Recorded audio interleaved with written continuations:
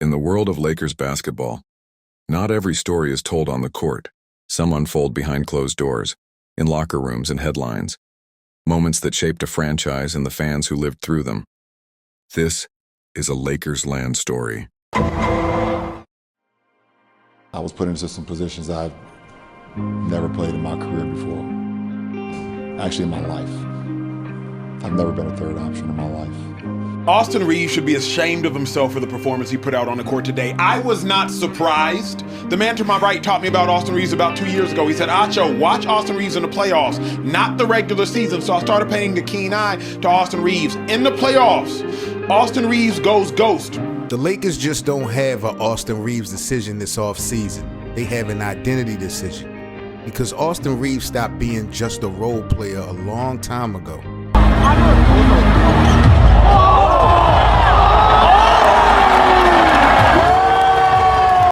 Now, he's a starting guard, a key playmaker, one of Luka's preferred teammates, and one of the biggest financial questions on this Lakers roster. And honestly, y'all, to me, that creates a dangerous situation for the Lakers front office. Because keeping Reaves helps the chemistry, but paying Reaves make roster building much harder. And after they get exposed by the OKC Thunder, I think that matters more than ever.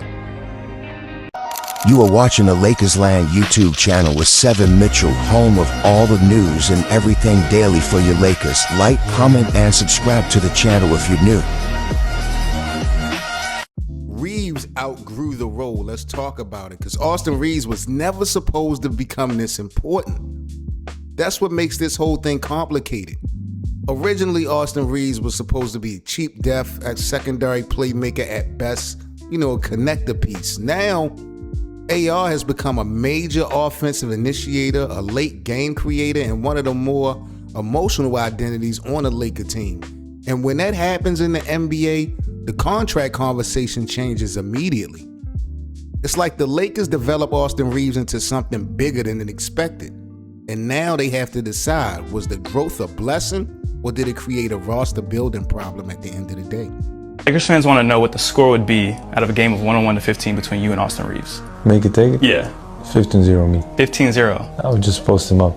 I'm stronger than him. But he'll get into his action right now. Reaves, long distance. Got it! He got it! Good commit to steal. And they take it away. There you go. Reaves with it. Reaves on the run. He scores it to tie it up. It goes right to Reaves. Got to get into your action. There's 7 to shoot. Reaves doing just that. Bagley over Bagley. Gets it, and here we go. Inbound Reaves, clean look. Boy, it nearly went. James using the screen. He's covered. Reaves has it. 5 seconds to go. Reaves on the drive. Inside layup. He banks it in with 1 second remaining. No. Dončić took the final shot before that. Here's Reaves. Reaves straight to the cup. Lays it in to take the lead. Reed guarding. Dončić looking. James, corner, Reaves, three-pointer. No good. Rebound McDaniels. It's over. 5 seconds. 3 seconds. Reaves splits the defense. The floater in the paint. It's good at the buzzer. The Luka factor. Let's talk about the Luka Dončić factor. And this is where things really get interesting, because Luka reportedly before wanted Austin Reaves in LA long term. He didn't even want him included in a Giannis trade discussion. That to me changes everything, because now Reaves isn't just a basketball fit. He's part of Luka's comfort zone. And in today's NBA, I do believe superstar comfort matters a whole lot. I mean, some key points you're talking about. I mean, we have to kind of, speak on the whole star influence on roster decisions. Chemistry versus talent upgrades. You got to take in consideration also offensive fit with Luka. And just the decision-making synergy. I think those are key. And Luka and Reaves work because they both can handle, they both can create, and they both seemingly be able to play off each other. Most importantly, Reaves doesn't fight Luka for offensive control. I think that matters more than people realize. To me, the modern NBA isn't just about collecting talent. It's about creating ecosystem fit around stars. That's what OKC exposed against the Lakers. Luka, when you signed your extension last summer, you helped to recruit Marcus and DA. Will you be trying to make sure you recruit LeBron, Austin, DA, and Marcus again this summer? We'll see. Can't tell you nothing.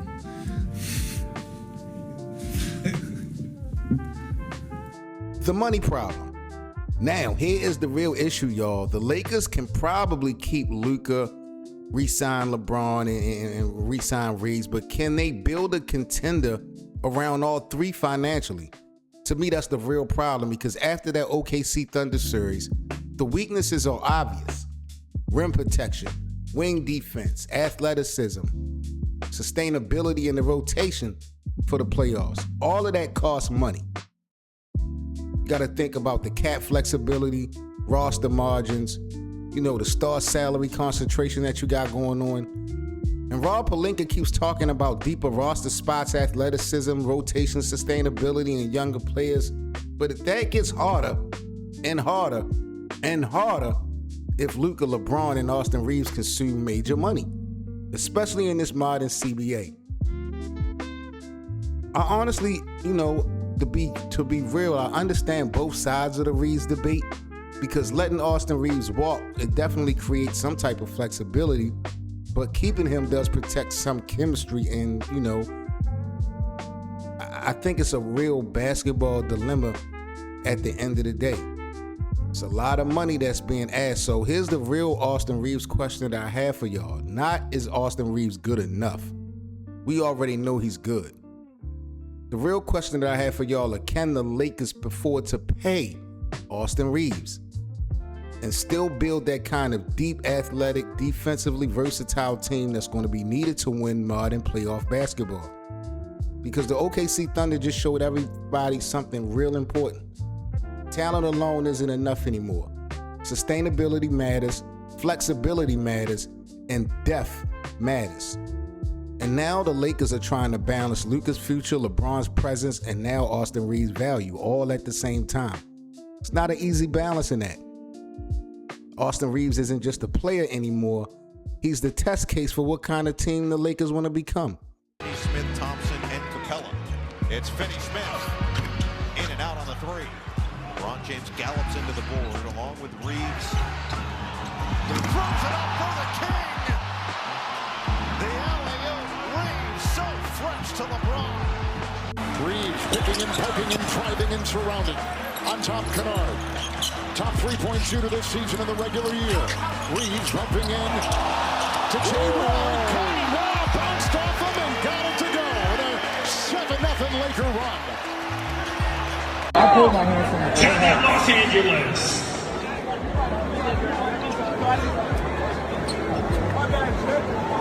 Now you don't want to play defense. Shut the fuck up. Shut up. It's fucking hurt. Fuck you. Fuck you. Don't interact with that, okay? No bullshit. It's now time for Love's Kiss Cam. Time to pucker up and give your sweetie a kiss. It's the Love's Kiss Cam. Have some fucking respect. Have some respect. Have some respect. Don't interact with me. Don't interact with me. Have some fucking respect. Don't interact. Have some respect. It's a Friday.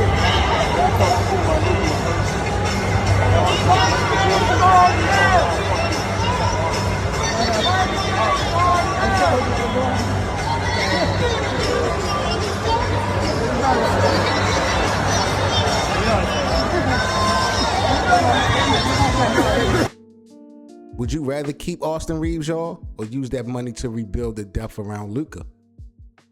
I'm Seven Mitchell. This is Lakers Land. Like, comment, and subscribe. I hope you guys enjoyed today's video.